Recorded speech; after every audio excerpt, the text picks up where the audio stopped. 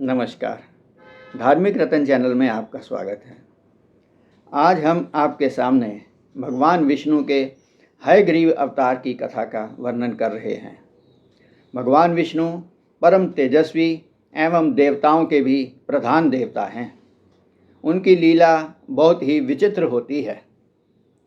एक समय की बात है, भगवान विष्णु को घोर युद्ध करना पड़ा। वे 10,000 वर्षों तक युद्ध भूमि में डटे रहे।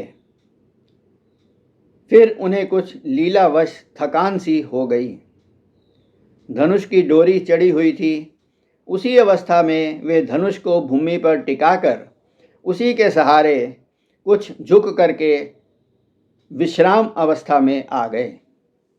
लीलावश उन्हें निद्रा आ गई। उसी काल में देवताओं ने एक भव्य यज्ञ करने का विचार किया। ब्रह्मा जी, शंकर जी व सभी देवता यज्ञ के बारे में वार्ता करने के लिए यज्ञ पुरुष भगवान विष्णु के पास वैकुंठ में गए। वैकुंठ में भगवान विष्णु को न प्राप्त करके सभी देवता उन्हें ढूंढने लगे। फिर तो ब्रह्मा जी ने ध्यान लगा करके देखा कि विष्णु जी कहाँ हैं। तब उन्होंने देखा कि एक स्थान पर भगवान विष्णु धनुष की टेक लगाकर सोए हुए हैं। सभी देवता उस स्थान पर पहुंच गए, पर उन्होंने सोचा कि हरि की निंद्रा भंग करना उचित नहीं होगा। सभी देवताओं से विचार करके ब्रह्मा जी ने एक वमी नामक कीड़े की रचना की और उससे कहा कि तुम इस धनुष की डोरी को काट दो, जिससे कि धनुष हिलेगा और भगवान विष्णु की निद्रा भंग हो जाएगी। जैसे ही उस कीड़े ने धनुष की डोरी काट दी, धनुष खुल गया और वहाँ पर एक भयंकर शब्द हुआ और धूल और आंधी सी छा गई। कुछ समय पश्चात जब वातावरण साफ हुआ तो सब ने देखा कि भगवान विष्णु का मस्तक कटकर गिर गया है और वहाँ उनका धड़ पड़ा हुआ है। यह दृश्य देखकर सभी देवता, ब्रह्मा जी व शंकर जी चिंतित से हो गए। भगवान विष्णु त्रिलोकीनाथ मस्तक विहीन हो गए। अब क्या होगा? तब ब्रह्मा जी ने कहा कि अब हमें महामाया माँ भगवती की आराधना करनी चाहिए। वे ही हमारा मार्गदर्शन करेंगी। सभी देवताओं ने मिलकर के माँ भगवती की स्तुति की। तो भगवती देवी ने प्रकट होकर के कहा कि आप चिंता ना करें, ये भगवान की लीला ही है, जिससे आपका एक महान कार्य सिद्ध होने वाला है। एक समय की बात है कि एक हयग्रीव नाम का असुर मेरी घोर तपस्या कर रहा था।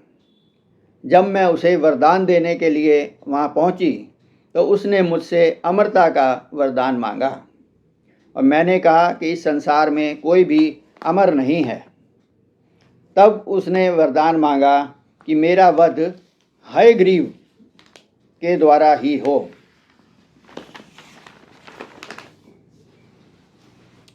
मैंने उसे तथास्तु कहकर वरदान दे दिया।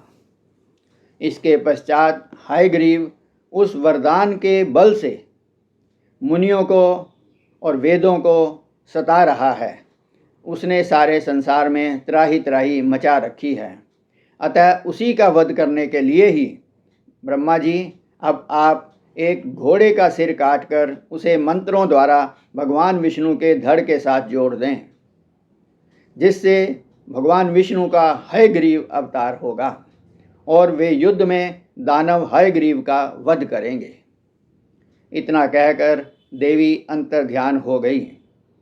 तब ब्रह्मा जी ने एक घोड़े का सिर काटकर भगवान विष्णु के धड़ से मंत्रों का उच्चारण करते हुए जोड़ दिया। इस प्रकार भगवान विष्णु का हयग्रीव अवतार हुआ। बोलो भगवान हयग्रीव की जय। हयग्रीव अवतार का सभी देवताओं ने पूजा एवं स्तुति की।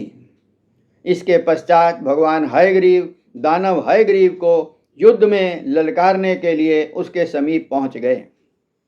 दोनों में भयंकर युद्ध हुआ और अंत में भगवान हयग्रीव ने दानव हयग्रीव का वध कर दिया, जिससे कि सभी को शांति प्राप्त हुई। इस प्रकार आपने देखा कि भगवान विष्णु की लीलाएं अनंत हैं और वे अपनी लीला हेतु विभिन्न अवतार धारण करते रहते हैं। आज का प्रसंग समाप्त करने से पूर्व आइए 2 मिनट भगवत भजन कर लेते हैं। गोविंद चले आओ,